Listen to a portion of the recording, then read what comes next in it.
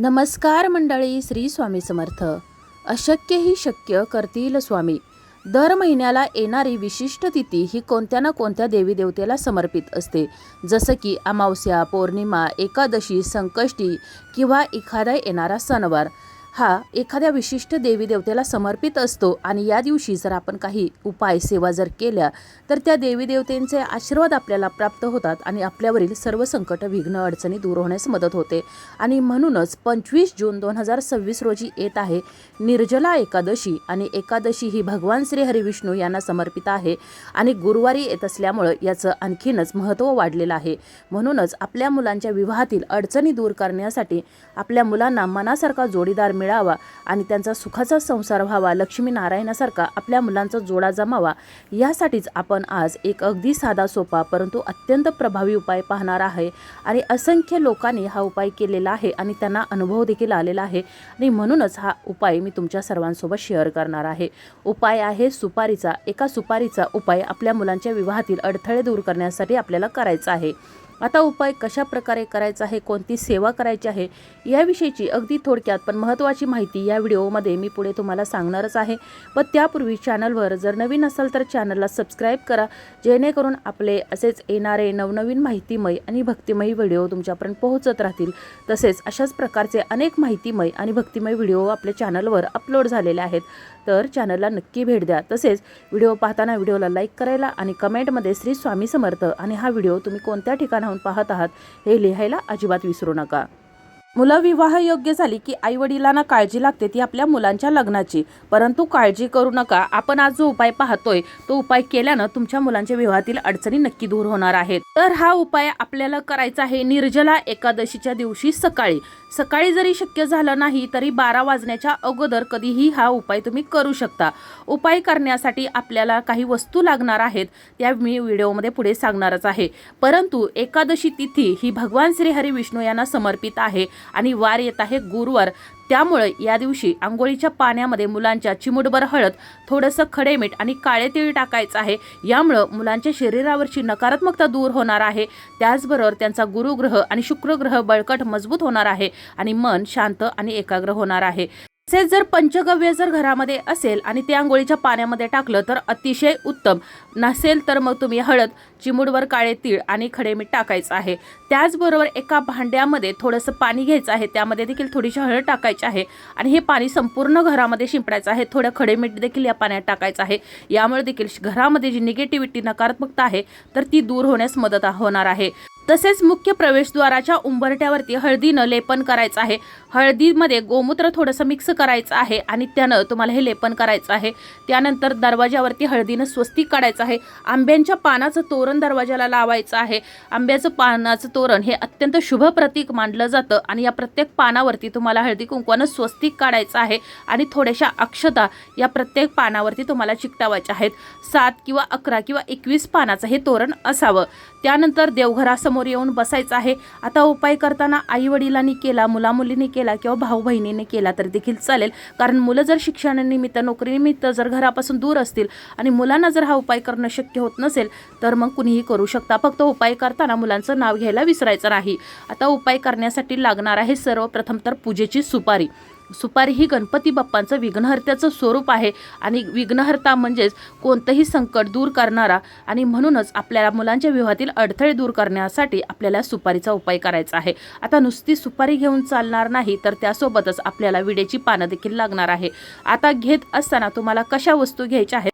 4 विड्याची पानं घ्यायची आहेत. कुठे फाटलेली, तुटलेली, खराब झालेली, किडलेली नसावीत.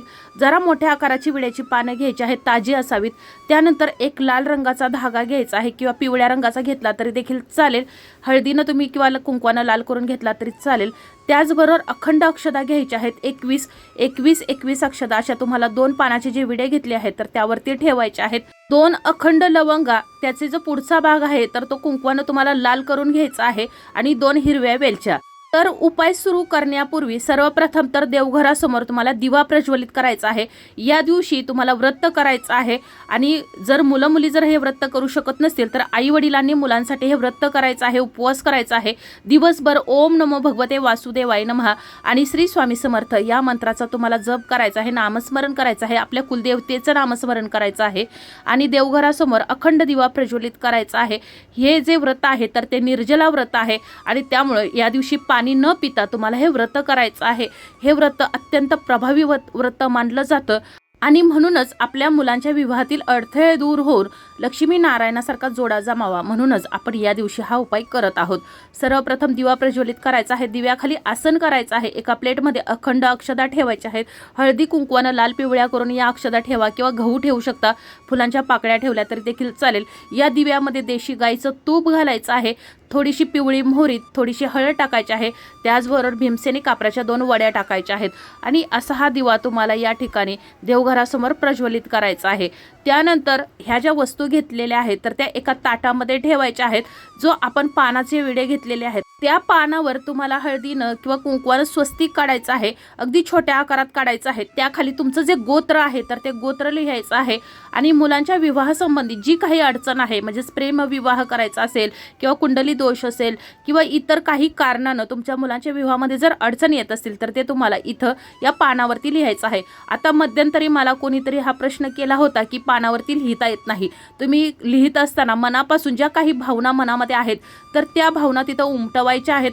जरी तुम्ही लिहिताना तो अक्षर किंवा शब्द जरी तिथं लिहिता येत नसेल, अक्षर चुकत असेल तरी देखील तुम्ही जे मनापासून जे लिहित असाल तर त्या भावना त्या अक्षरांमध्ये उमटतात, त्या पानावर उमटतात आणि त्यामुळे तुम्ही काळजी करू नका। ज्याप्रमाणे शक्य होईल तर त्याप्रमाणे तुम्हाला लिहायचं आहे तुमचं गोत्र, स्वस्तिक आणि जे मुलांच्या विवाहात अडचण आहे तर ती एका शब्दामध्येच तुम्हाला यावर लिहायची आहे।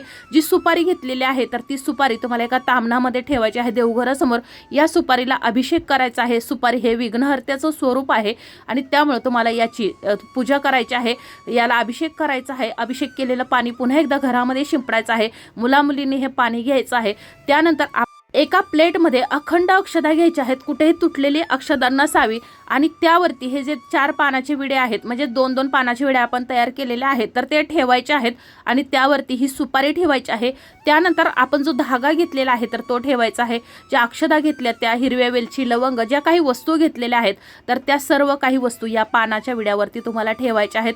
त्यानंतर तुम्हाला या वस्तू अभिमंत्रित करायच्या आहेत म्हणजेच ओम नमो भगवते वासुदेवाय, गणपती बाप्पांचा ओम गण गणपते नमः, माता लक्ष्मीचा ओम श्री महालक्ष्मी नमो नमः आणि श्री स्वामी समर्थ आणि तुमची कुलदेवता या सर्वांचं तुम्हाला या ठिकाणी नामस्मरण करायचं आहे। तुम्ही 108 वेळा जप करू शकता, 21 वेळा करू शकता, 11 वेळा करू शकता। तुम्हाला जितके शक्य होईल तर तितक्या वेळा तुम्हाला करायचं आहे। जर तुम्ही 11 वेळा जर ओम नमो भगवते वासुदेवाय असं म्हणत असाल तर तुम्हाला श्री स्वामी समर्थ देखील 11 वेळा म्हणायचं आहे। कुलदेवतेचं 11 वेळा नामस्मरण करायचं आहे। कोणतीही सेवा उपासना करताना आपल्या कुलदेवतेला कधीही विसरायचं नाही, कारण आपल्या कुटुंबावर ज्या काही अडचणी, विघ्न, संकट, बाधा येत असतात तर ती आपल्याकडून आपल्या कुलदेवतेची नकळत जी सेवा करायची राहून गेलेली असते आणि त्यामुळे आपली कुलदेवता ही आपल्यावर नाराज झालेली असते आणि त्यामुळेच ही ज्या अडचणी असतात तर आपल्या घरावर येत असतात। त्यामुळे कधीही कोणतीही सेवा उपासना करताना सर्वप्रथम आपल्या कुलदेवतेची पूजा करायची आहे। त्यानंतर या वस्तू अभिमंत्रित ज्या झालेल्या आहेत तर ह्या ज्या सुपारी आहे ज्यामध्ये तुम्ही अक्षदा ठेवलेल्या आहेत तर ह्या जो पानाचा विडा तयार करायचा आहे आणि आपण जो लाल रंगाचा जो धागा घेतलेला आहे तर त्या लाल रंगाच्या धाग्याने तुम्हाला हा जो विडा आहे तो पूर्णपणे बांधायचा आहे, पॅक करायचा आहे आणि ज्या ठिकाणी तुळशी मातेचं रोप आहे तर त्या तुळशीच्या मातीमध्ये तुम्हाला ही जी सुपारी आहे तर ती नेऊन पुरायची आहे। आता एकादशी तिथीला तुळशी मातेला स्पर्श केला जात नाही, कारण तुळशी मातेचं भगवान श्री हरिविष्णू यांच्यासाठी व्रत असतं आणि त्यामुळं या दिवशी तुळशी मातेला जल अर्पण केलं जात नाही। परंतु तुळशीची पूजा करताना तुम्हाला थोडंसं हळदीचं पाणी घ्यायचं आहे, त्यामध्ये थोडासा उसाचा रस टाकायचा आहे आणि तुळशीला अर्पण न करता तुळशीच्या मातीमध्ये तुम्हाला हे पाणी अर्पण करायचं आहे। त्याच ठिकाणी तुम्हाला तुळशीची पूजा करायची आहे। जरी तुळशीची पूजा करू शकत नसेल तरी देखील तुळशी इतकीच तुळशीची माती देखील पवित्र असते आणि त्यामुळे तुळशीच्या मातीची पूजा करायची आहे आणि थोडासा खड्डा खंदून त्यामध्ये आपण हा जो एक सुपारी, त्याचबरोबर अक्षदा, लवंगा, वेलची जे ठेवलेला जो पानाचा विडा केलेला आहे तर तो तुम्हाला या तुळशीच्या मातीमध्ये पुरायचा आहे. पुरत असताना पुन्हा एकदा तुम्हाला तुळशी मातेच्या मंत्राचा जप करायचा आहे. मुलांच्या अडचणी दूर करण्यासाठी प्रार्थना करायची आहे. लक्ष्मी नारायणासारखा माझ्याही मुलाचा जोडा जमू दे ही प्रार्थना करायची आहे. आणि त्या ठिकाणी तुम्हाला हा जो पानाचा विडा आहे तर तो पुरायचा आहे आणि त्यावरती तिन्ही सांजेच्या वेळेला तुम्हाला दिवा प्रज्वलित करायचा आहे. दुसरा जो पानाचा विडा केलेला आहे ज्याच्यामध्ये तुम्ही एक सुपारी ठेवलेली आहे, ज्या वस्तू ठेवलेल्या आहेत तर तो देखील तुम्हाला अशाच पद्धतीनं बांधायचा आहे. आणि ज्या ठिकाणी गणपती बाप्पांचं मंदिर असेल तर त्या ठिकाणी घेऊन जायचं आहे. त्या ठिकाणी गेल्यानंतर तुम्हाला गणपती बाप्पांच्या मंदिरामध्ये गणपतीच्या बाप्पांच्या चरणाजवळ तुम्हाला हा जो विडा आहे तो अर्पण करायचा आहे. पुन्हा एकदा ओम गण गणपते नमः या मंत्राचा जप करायचा आहे. गणपती बाप्पांना मुलांच्या विवाहातील अडचणी दूर करण्यासाठी प्रार्थना करायची आहे. त्याचबरोबर जास्वंदीची फुलं अर्पण करायचे आहेत. गुळ खोबऱ्याचा नैवेद्य या ठिकाणी अर्पण करायचा आहे. आणि तुम्हाला अशा प्रकारे ही सेवा गणपती बाप्पांच्या मंदिरामध्ये करायची आहे. त्यानंतर गणपती बाप्पांच्या चरणाजवळ जो उंदीर असतो तर त्याच्या कानामध्ये मुलांच्या विवाहातील अडचणी दूर करण्यासाठी प्रार्थना करायची आहे. हा जो उंदीर आहे तर ते गणपती बाप्पांचा दूत आहे, वाहन आहे आणि गणपतीपर्यंत आपल्या मनातील इच्छा पोहोचवण्याचं काम हा उंदीर करत असतो. त्यामुळे तुम्हाला हे जे सेवा आहे त्या ठिकाणी करायची आहे. गोमातेला या दिवशी हिरवा चारा खाऊ घालायचा आहे. त्यानंतर पुन्हा तुम्हाला घरी यायचं आहे. हा जो पानाचा विडा त्याच ठिकाणी ठेवायचा आहे. जो आपण लाल धागा घेतलेला आहे तर त्यातील थोडासा लाल धागा काढून मुलांच्या हातामध्ये किंवा गळ्यामध्ये बांधायचा आहे. त्यानंतर संध्याकाळी तिन्ही सांजेच्या वेळेला आपण ज्या ठिकाणी सुपारी आणि पानाचा विडा जो ठेवलेला आहे तर त्या ठिकाणी पुन्हा एकदा तुम्हाला मी सांगितलं त्याप्रमाणे दिवा प्रज्वलित करायचा आहे. जो पानाचा विडा ठेवलेला आहे तर त्याच्यावरच त्या ठिकाणी पूजा करायची आहे. तुळशीला 11 प्रदक्षिणा मारायच्या आहेत. पुन्हा एकदा तुमच्या जे इच्छा मनोकामना आहेत तर त्या पूर्ण करण्यासाठी प्रार्थना करायची आहे. आणि हा जो विडा आहे तर तो अभिमंत्रित व्हायचा आहे. आणि ज्याप्रमाणे मी अगोदर सांगितलं तुळशीची माती पवित्र आहे तर त्याचप्रमाणे हा विडा देखील पवित्र झालेला आहे. दुसऱ्या दिवशी सकाळी तुळशीची पूजा करताना वार येत आहे शुक्रवार हा वार माता लक्ष्मीला समर्पित आहे. त्यामुळे सर्वप्रथम तुम्हाला देवपूजा करायची आहे, तुळशीची पूजा करायची आहे. त्यानंतर हा जो पानाचा विडा आहे तर तो काढायचा आहे. त्यानंतर हा जो पान आहे तर ते सुकलेलं पान तुम्ही इतर कोणत्याही झाडामध्ये टाकू शकता, कुंडीमध्ये टाकायचं नाही. किंवा मग तुम्ही तुमच्या तिजोरीमध्ये ज्या ठिकाणी पैसा अडका ठेवता तर त्यामध्ये टाकू शकता. किंवा तुम्ही धनधान्यामध्ये हे पान ठेवलं तरी देखील चालेल. आणि एक पिवळ्या रंगाचं किंवा लाल रंगाचं वस्त्र घ्यायचं आहे. आणि त्यामध्ये या 21 अक्षता ही सुपारी अभिमंत्रित केलेल्या सर्व वस्तू आहेत. हिरव्या वेलच्या, लवंग जे काही असेल तर ते तुम्हाला याची एक पोटली तयार करायची आहे. आणि ही जी पोटली आहे तर ती तुम्हाला तुमचा घराचा जो मुख्य प्रवेशद्वार आहे तर त्याच्यावरच्या आतल्या बाजूला बांधून ठेवायची आहे किंवा अडकून ठेवायची आहे. यामुळे आपल्या घरामध्ये कोणतेही विघ्न, संकट, अडचण, बाधा येत नाही. आणि ज्या वेळेला तुम्ही मुलांसाठी स्थळ पाहायला जात असाल तर त्यावेळेला ही पोटली तुमच्यासोबत ठेवायची आहे. यामुळे तुमच्या मुलांच्या विवाहातील अडचणी दूर होणार आहेत आणि मनासारखा जोडीदार मिळणार आहे. आता नुसते उपाय आणि सेवा करून चालत नाही तर त्याला मेहनतीची देखील तितकीच जोड असायला हवी. आणि उपाय आणि सेवा करताना मनापासून आणि श्रद्धेने करायचे आहे. श्री स्वामी समर्थांचं नामस्मरण करायचं आहे. कारण अशक्य ही शक्य करतील स्वामी. आणि मी देखील तुमच्या मुलांच्या विवाहातील अडचणी दूर करण्यासाठी आणि त्यांना मनासारखा जोडीदार मिळावा यासाठी श्री स्वामी समर्थ महाराजांकडे प्रार्थना करते. आणि आपल्याची माहिती इथंच थांबवते. माहिती कशी वाटली कमेंट करून जरूर कळवा. जर काही अडचणी असतील, समस्या असतील तर कमेंटमध्ये विचारू शकता. धन्यवाद.